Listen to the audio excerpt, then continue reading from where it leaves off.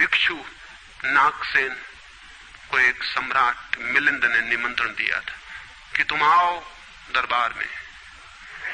तो जो राजदूत गया था निमंत्रण देने, उसने नागसेन को कहा कि भिक्षु नागसेन, आपको बुलाया है सम्राट मिलिंद ने, मैं निमंत्रण देने आया हूं। तो नागसेन कहने लगा, मैं चलूंगा जरूर, लेकिन एक बात विनय कर दूं, पहले ही कह दूं कि भिक्षु नागसेन जैसा कोई है नहीं।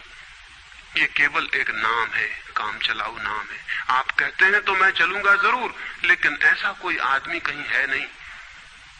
राजदूत ने जाके सम्राट को कह दिया कि बड़ा अजीब आदमी है वो कहने लगा कि मैं चलूंगा जरूर, लेकिन ध्यान रहे कि भिक्षु नागसेन जैसा कहीं कोई है नहीं, ये केवल एक काम चलाऊ नाम है। सम्राट ने कहा, अजीब सी बात है, जब वो कहता है मैं चलूंगा, आएगा वो आया भी रथ पर बैठकर। सम्राट ने द्वार पर स्वागत किया और कहा, भिक्षु नागसेन हम स्वागत करते हैं आपका। वो हंसने लगा, उसने कहा कि स्वागत स्वीकार करता हूं, लेकिन स्मरण रहे भिक्षु नागसेन जैसा कोई है नहीं। सम्राट कहने लगा, बड़ी पहेली की बातें करते हैं आप। अगर आप नहीं हैं तो कौन है? कौन आया है यहां?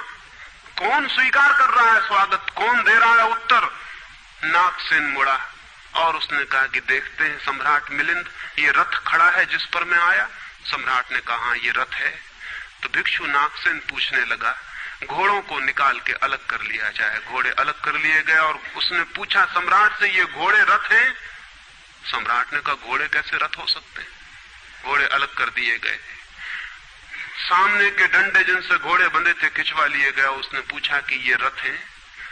सिर्फ 2 डंडे कैसे रथ हो सकते हैं? डंडे अलग कर दिए गए। चाक निकलवा लिए और कहा, ये रथ है? सम्राट ने कहा, ये चाक है, ये रथ नहीं है। और एक एक अंग रथ का निकलता चला गया और एक एक अंग पर सम्राट को कहना पड़ा कि नहीं, ये रथ नहीं है। फिर आखिर पीछे शून्य बच गया, वहां कुछ भी न बचा। भिक्षु नागसेन पूछने लगा, रथ कहां है अब? रथ कहां है अब? और जितनी चीजें मैंने निकाली तुमने कहा ये भी रथ नहीं, ये भी रथ नहीं, ये भी रथ नहीं, अब रथ कहां है?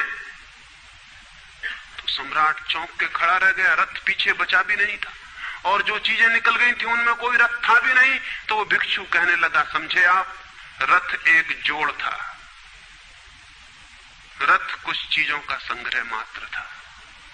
रथ का अपना होना नहीं है कोई, ईगो नहीं है कोई। रथ एक जोड़ है।